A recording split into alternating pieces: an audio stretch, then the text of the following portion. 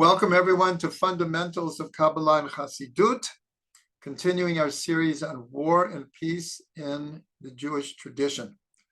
Last week, we dedicated almost a whole class to discussing peace and compromise. The idea of compromise and how that ties in to the whole concept of peace. And that's where we're going to continue today. It's going to be a little bit different today. As you'll see, we're going to, somewhat briefly, but we're going to try to follow a certain discussion in the Talmud about compromise as it relates to the judicial system. Where we start is Parshat Mishpatim.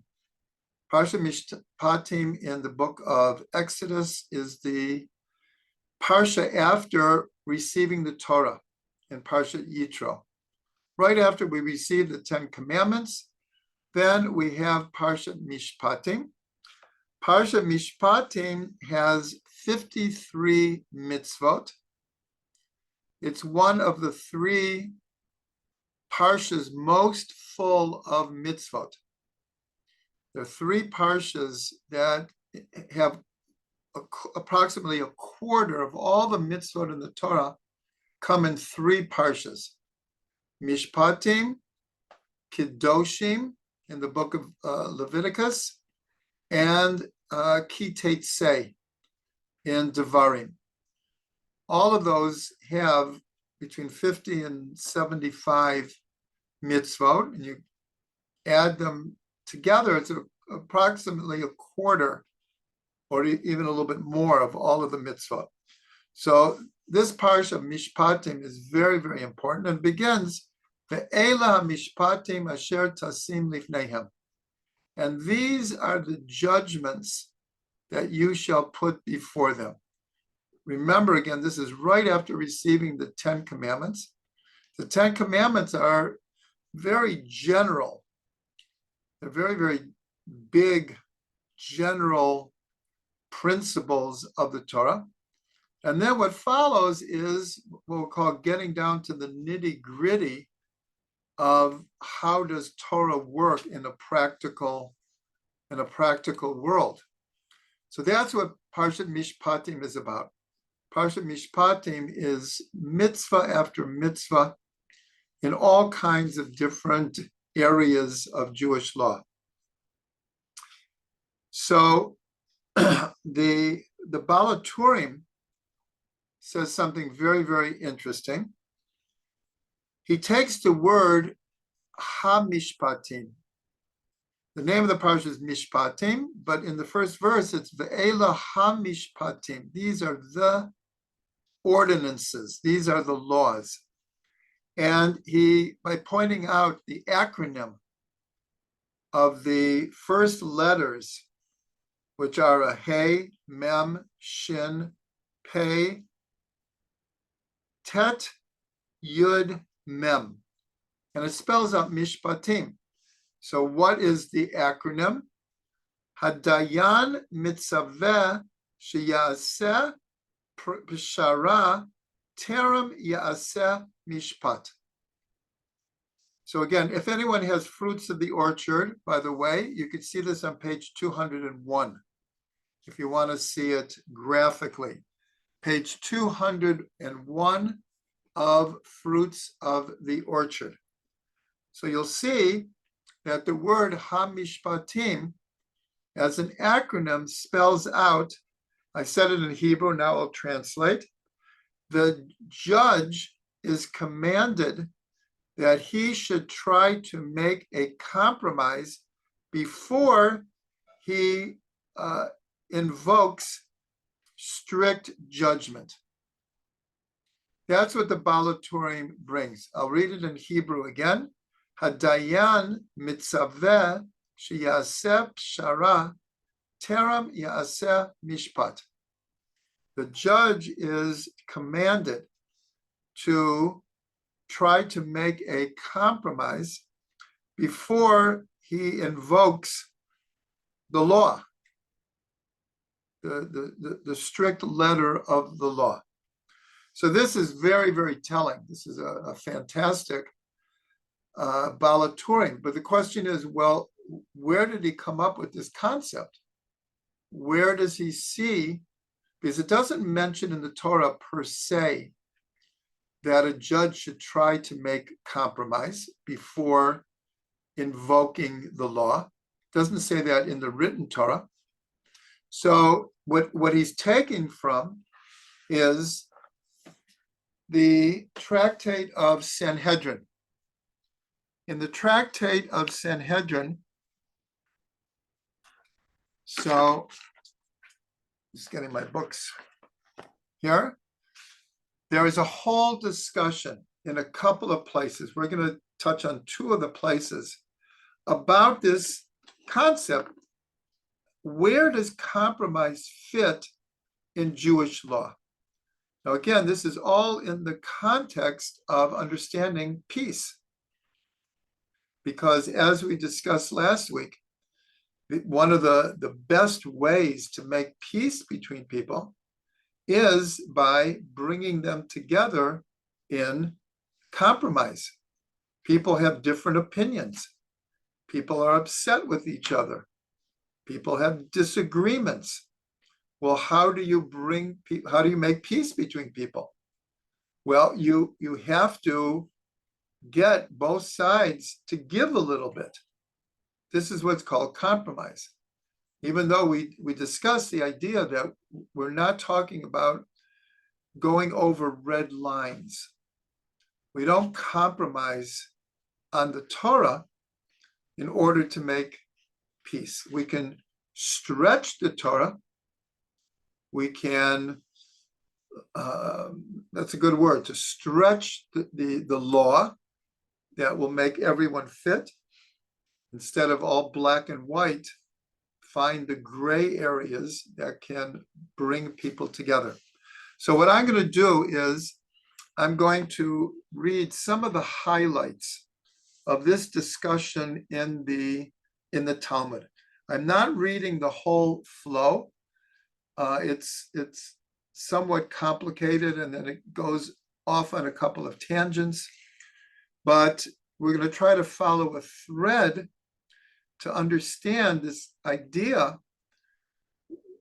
which the Bala Turing brought, that a judge is, and the word is mitzaveh, which is commanded to try to make compromise before invoking the law. But that's a very, very general statement. We have to understand all the details. So the first thing we have is Rabbi Eliezer, the son of Rabbi Yosef, says almost the opposite.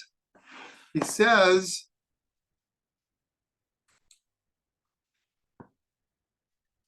it is forbidden for a judge to arbitrate a compromise, and any judge who arbitrates a compromise is a sinner. So like, whoa, I thought we were going on a different path here. All of a sudden, Rabbi Eliezer has a completely different opinion. But we're going to see, like so much in the Talmud, you'll get a statement until you understand in what context he's speaking, we have to hold off judgment. So he brings a number of verses, and the point, though, is here we have Jewish law. Jewish law comes from the Torah. It doesn't say in the Torah explicitly that a judge is commanded to make a compromise. So what was Rabbi Eliezer's problem with a judge making a compromise? And so his problem is that might make it seem that compromise is better than the Jewish law. We have laws for everything. So you would say two people have a disagreement. You go to a court, you go to a judge, and you find out what the law is. What's the problem? So Rabbi Eliezer, that's where he's coming from, is the law is good enough. The law is good enough. In other words, what do we need compromise for? We have Jewish law. Now, that's how he's holding here. We're going to see that it's not exactly like that. It's not exactly like that. So as a rebuttal to his opinion, so the idea, and we've talked about this, that what about Aaron? Aaron loved peace and pursued peace and drew everyone to the Torah. And we brought the example already from the Midrash, where it says Aaron would see or hear about two people who are arguing, or it could be a husband and wife. And there's a certain disagreement that is making them not on friendly basis anymore. So Aaron would go to one of them without talking to the other one and say, I know for a fact your friend or your spouse really feels bad and really wants to work this out and realizes that there is something to work out and they really love you and all of that. And then he goes to the other one and says the same thing about the other person, the other spouse. And then he brings them together and he makes peace. So the Gemara says, well, Rabbi Eliezer, if you're saying it's forbidden to make compromise, how do you explain Aaron? And so here's where the context comes in. What Rabbi Eliezer means is not that compromise isn't a good thing or is possible, but what his statement was in the context, once two people come to a court seeking out Jewish law, at that point, there's no room for a judge to suggest compromise. They've already come to court. They already have a date on the calendar, and they want who's right and who's wrong, who has to pay, who owes who. So that's what Rabbi Eliezer is referring to. Now we're going to see that there are a number of stages that are being discussed here. There's a stage where before it gets to court, then even Rabbi Eliezer might agree that facilitating a compromise is either possible or encouraged. In other words, a judge has the option to offer compromise, or it's actually a very worthy thing of a judge to do. So in short, now we have many, many different possibilities. Now let's go back to where it says that once it gets to court. Now we're going to see that there's another opinion here.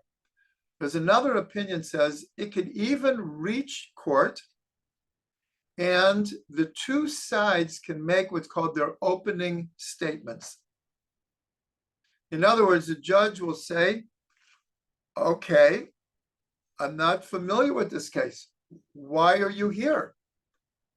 What's your position? So if anyone, I happen to have watched the case that was brought to the World Court of, God forbid, thinking that Israel is committing genocide. And so basically each side was given one day to make their opening statements. There was no attempt to find if what they're saying is true, it's not true, there's no facts. Each side just brings its case. I'm here because I hold that Shimon borrowed $50 from me, and now he's claiming that he never borrowed the money. And Shimon says, I did borrow the money and I paid him back already. That's the case. So one of the opinions is, we already had the opinion that if compromise can only be offered before it's brought to court. But now the other opinion is it can even be brought to court. And not only that, both sides can make their opening statements. And then we have two opinions. We have three opinions. One opinion would say it's too late for compromise. It's too late for compromise.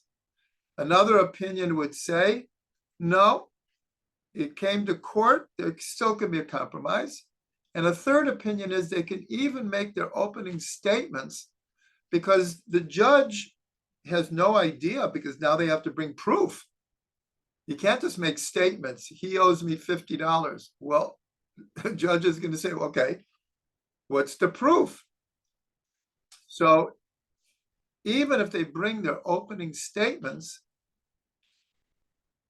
the judge can still say, let's see if we can compromise here. Others would say, no, it's too late. It's too late. Now, and the phrase that they bring is Yikov adin etahar. Let the judgment pierce the mountain. In other words, Jewish law is clear. We have a disagreement here. Let the law do its business. Bring the facts. The law will determine who is right and who is wrong here. Now, so let's go back. So why is there even a place for compromise? We have Jewish law. And the answer is Jewish law is very capable of determining who's right and wrong. But once one side is right and the other side is wrong, they're going to walk out of court still mad at each other. Because one is going to have to pay up. And the one is going to be very happy, and the other one is going to be somewhat upset. Now, it doesn't have to work like this. There's definitely a way where you have two Torah-observant Jews who have a legitimate disagreement. They're not like one's claiming one thing and others claiming a completely different thing. They have a disagreement in a partnership, in a business. These financial things can get very complicated. And so both of them are Torah observant Jews, and they only want to do the right thing. So they go to court and please just tell us what the right thing to do and we'll do it. They hear what the right thing is and they can walk out of court both being happy. It's not a matter of one wins and one loses. They both win because the Torah has told them what the right thing to do is. So that's a wonderful thing. But as we know, human beings are human beings. And so many times we have faulty memories. We look at a situation completely different. The books don't show the same thing. And people end up being very upset at each other. So that's where compromise comes in. The idea of what the sages are trying to say is the law will do its job.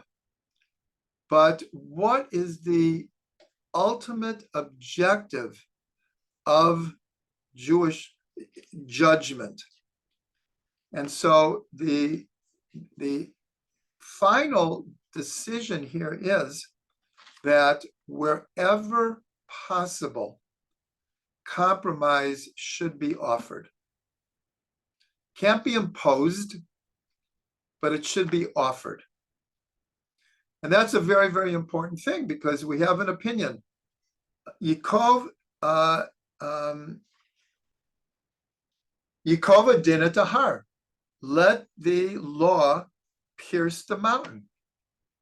Let's just get to the bottom of this. And the sages are saying, no, it's as important, if not more important, that there's peace between people. And so if there's a compromise, it doesn't mean necessarily that Jewish law is going to be implemented exactly.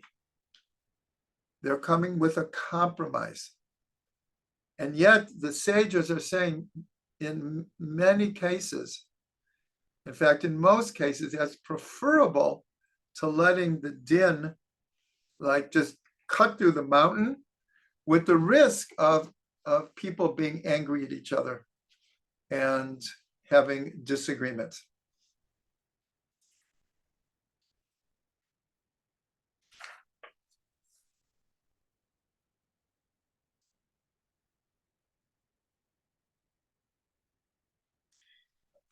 So then a verse is brought that says, execute truth and judgment of peace in your gates. It's a verse in Zechariah, in the prophet Zechariah. Emet umishpat shalom shaftu b'sharechem. Truth and judgment of peace in your gates. So now the Gemara asks, in the context of our discussion here. So it says, well, if there is judgment, how can there be peace? And if there's peace, how can there be judgment? Which is saying, if there's compromise, then there's really no judgment here. And if there's judgment, it's not really a compromise. So what does the verse mean? So one of the opinions is connected to a verse about David. David HaMelech served as an arbitrator, as a judge. And it says, and David rendered judgment and righteousness to all his people. So they asked the same thing. Well, if there's judgment, why are you calling that righteousness? And if there's righteousness, why are you calling it judgment? And so the answer that what it means in both cases is the idea of compromise. That the idea of to execute truth and judgment of peace, it has a bit of judgment and a bit of peace, because the judge is not going to do something contrary to Jewish law in making a compromise. That's not even a possibility. And so even if there's a compromise, it's going to be in the context of Jewish law. It won't be out of the bounds of Jewish law. So then they say an interesting thing about David. And they're asking, well, what does it mean that David did judgment and righteousness? So they say that sometimes David had to pronounce one of the parties right and one of the parties wrong.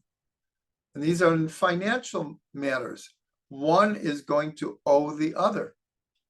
And so there's a tradition that David would pronounce judgment, but if the person who's ruled against couldn't afford it, David would pay out of his own pocket. So therefore, he rendered judgment, but he did righteousness by helping out a poor person in need. That's who David HaMelech was. But then they asked, well, what about the end of the verse? The verse says that he rendered judgment and righteousness to all his people. Well, what happens if both of them were rich? And it just happens one has to pay the other. Well, it's not going to be that David is going to now pay for the other rich person.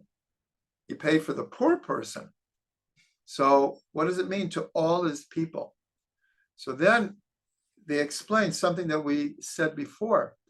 When you have two people who are Torah observant, then what they want is what's right. Just, we can't figure it out. Please, judge, tell us what the law is and we'll implement it. So therefore, when David would render judgment, what it meant is the righteousness was now both of them know that the Torah was the one who pronounced the judgment. And even if one has to pay the other, it's a sign of righteousness because now they've cleared up what the disagreement was. And they're doing it according to the Jewish law.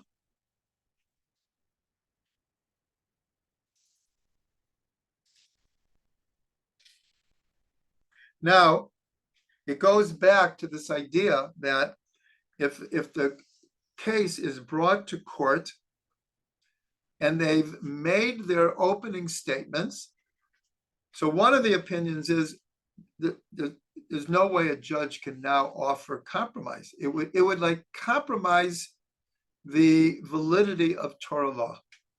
The other opinion is very interesting. Even after they made their opening statements, as long as the judge has not heard enough already to know which one is right and which one is wrong.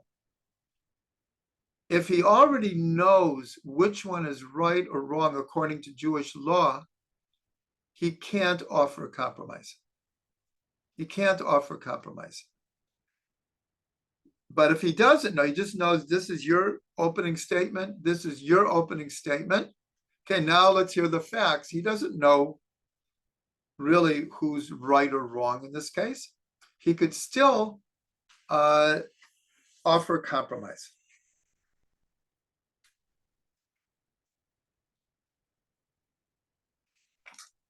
Now, the Gemara gives an example of, one second. Then there's another disagreement.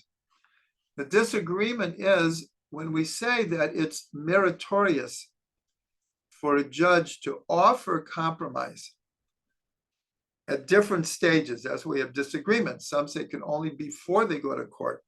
Some say it could be even once they get to court. One says it could be even once they heard opening statements. But then there's a disagreement. Is it that the judge should be encouraged to offer compromise, or it's an option? So they discuss this.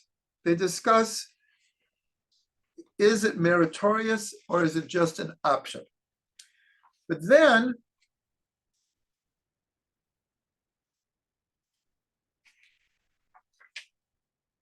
one second.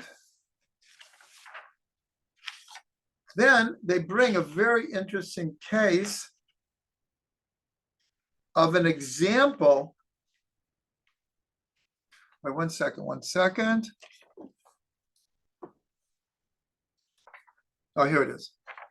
Okay, so when it gets down to it,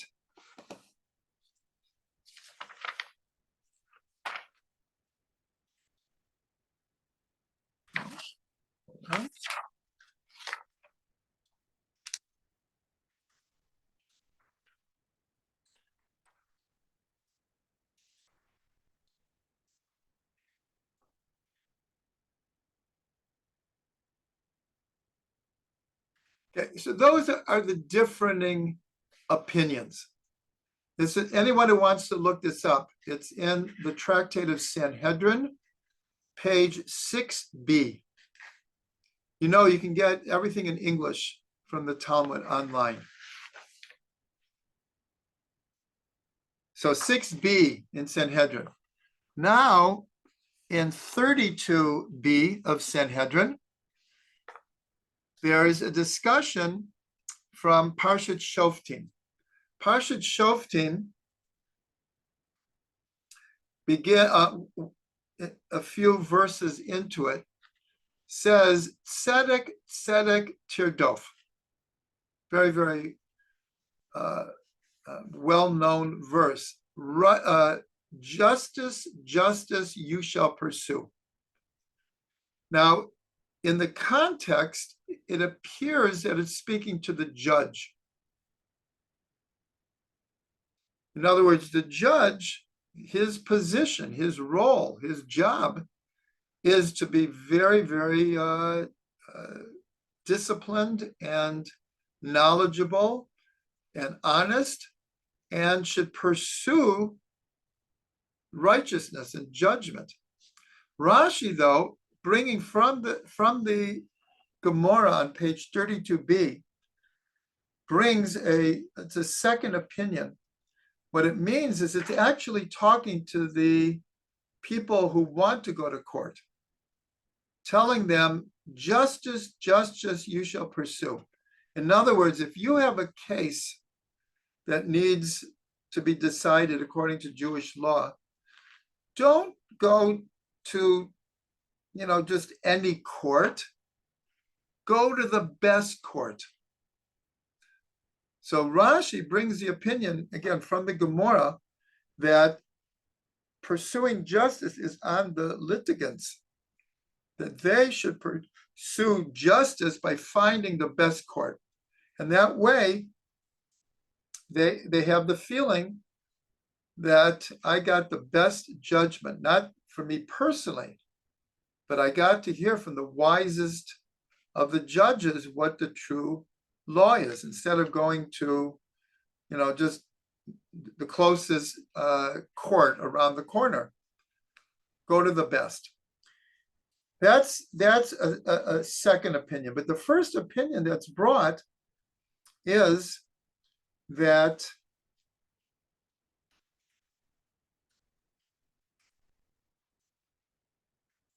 what it means is, why the double language? Tzedek, tzedek tirdof. Many times when you have a double language in the Torah, it's for emphasis. It just means, like, be very, very careful, very exacting. But many times it's telling us two different things. So Rav Ashi says like this, that the reason it's double is that the first one refers to justice, the second refers to compromise, and that they're both important. They're both important, and they both have a standing in what justice is. That if you make peace between people in the overall context of Jewish law, this is, according to most opinions, this is the preferable way to go.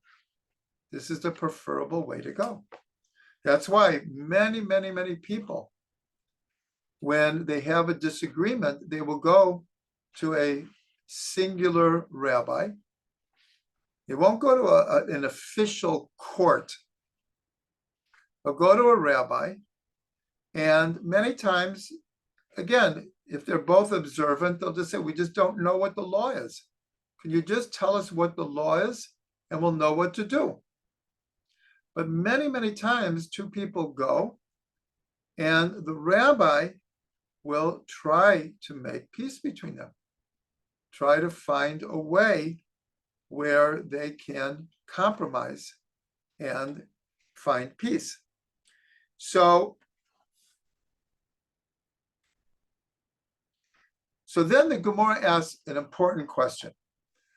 So if tzedek, tzedek tirdof means justice, justice you shall pursue, well, how is that done if one means justice and one means compromise?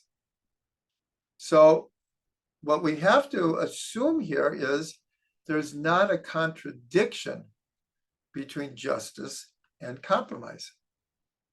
So they give an example. They give an example of how to facilitate compromise. They bring two examples. You have a narrow sea lane. We'll call it the Suez Canal. We have a narrow lane. You have two boats going in opposite directions. And it turns out that it's not big enough for both of them to pass simultaneously. One has to give to the other. If they both try to at the same time, they will crash. And that is not a good thing. So how do they figure out who goes first? So the Gemara gives a couple of examples. They say, and actually they bring a second example, which is almost like the first. If you're on a narrow mountain pass, and what's interesting to me is it says by the ascent, I mean going up, a Beit Choron. So when I drive to Jerusalem, there's actually two different ways that we can drive from where I live to Jerusalem. One is the main highway, Highway 1, and the other one is called 443. That's the one that I usually take, and that goes right past at least the modern Beit Choron. And it's straight up around 11 straight kilometers, which is like 7 or 8 miles, just straight up. And that's in the Gemara. It's called the ascent of Beit Choron. And here is you have two camels. And the pathway is just very narrow. And they get to the pathway at the same time. Who goes first? How do you figure out what's the correct way? So in both cases, with the boat, it's which one is full and which one is empty. Meaning the full one, wherever they're going to, it's going to take them more time than an empty ship because they have more weight. Or who is closer to their destination? So if one is very heavy and one is less, the heavy one should go first. And if one is closer to their destination than the other, the one that's farther should go first, because it just seems like fair. That's their example of compromise. They say the same thing about the camels. If one camel has this huge load on them, and the other camel has virtually nothing on them, or one is closer or farther from a destination, that will determine. But then they say something. They say that at the end, they say, and let them compensate one for another. In other words, you could just say, okay, the one that is lighter, let the other one go first. It's like, be a nice guy. But no, they say, like, time is money. Time is money. So if the one that's empty has to wait, then then they're losing time. Maybe it'll take an hour for that boat to get by. And so whoever is gives in should be compensated. And then they have to work out $5, $20, $100, whatever it is. This is an example that the Gemara brings of compromise. In other words, it's not just, you could just give in, and one could say, what's the big deal? It'll take him 5 minutes to get past me. Not a big deal. But what happens if it takes 5 hours? What happens if it's low tide or something, and by the time the full one gets by, the other one's going to have to wait for the what do they call it? The locks to rise up or whatever it is. So they should be compensated. So those are the examples in Sanhedrin. So here, I hope you found it interesting. This is we usually don't like delve into a Talmudic piece, but a play on words here. But we brought all of this to show how important peace is in Jewish law. Now, in other words, it's not just a vague concept. How do we make peace between people? Well, we know the disagreements pop up all over the place between employers and employees, between employees and employees, between neighbors and neighbors. Someone hits someone else's car, someone starts a fire. These are some of the examples in Parshat Mishpatim. Someone starts a fire in their area and it spreads to their neighbor. Someone digs a hole in a public place and forgot to cover it over, and someone falls into it and breaks a leg. Things are happening all the time. The judicial dockets everywhere are full. There's just, between businesses, between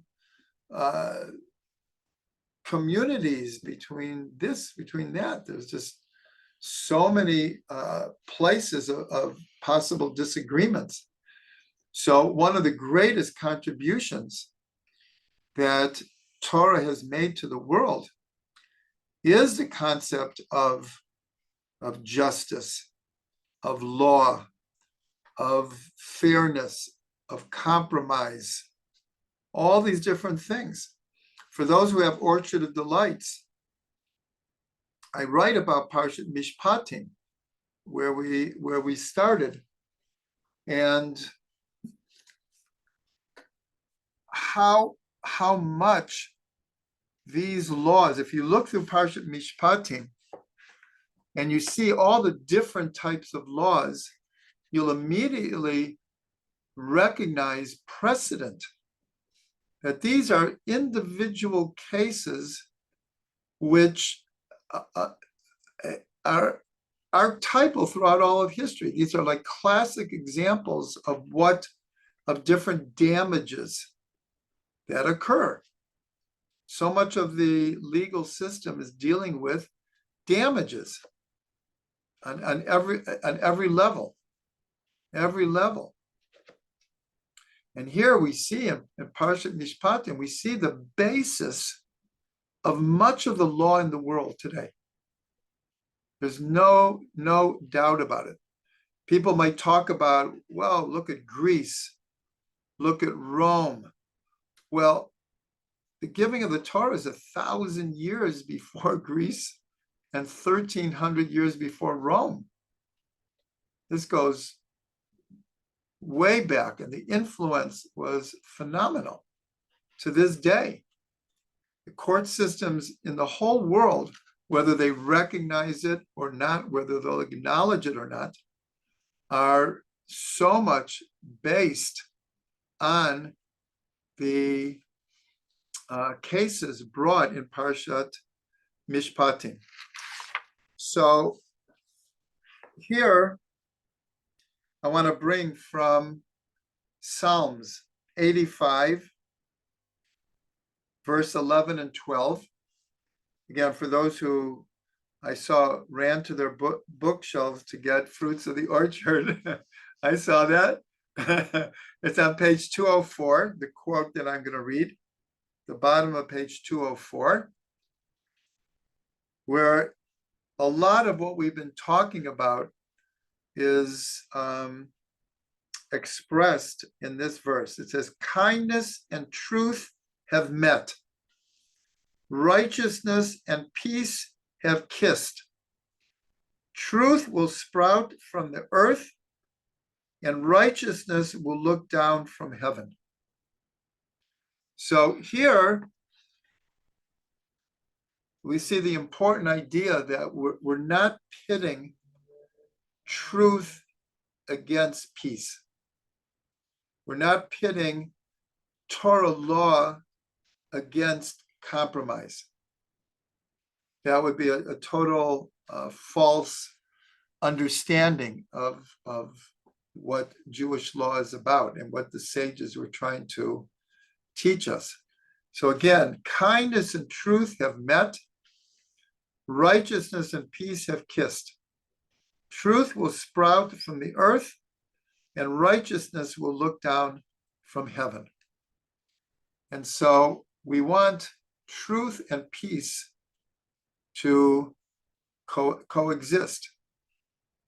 Sometimes we could say that on the surface, though, it may seem that they don't coexist. Because if you have to make a true Torah judgment, it's not necessarily true that it will make peace between the people.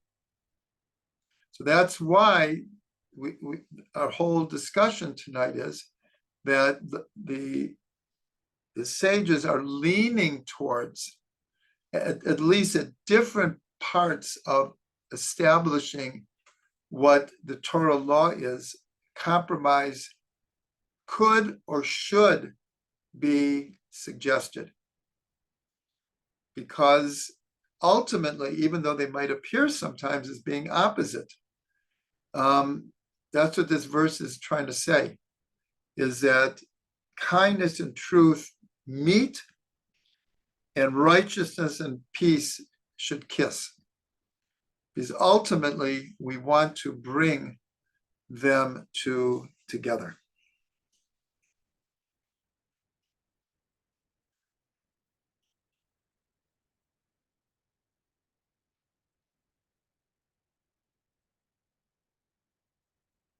So I think that's a good place to stop for tonight. And so we should all be blessed.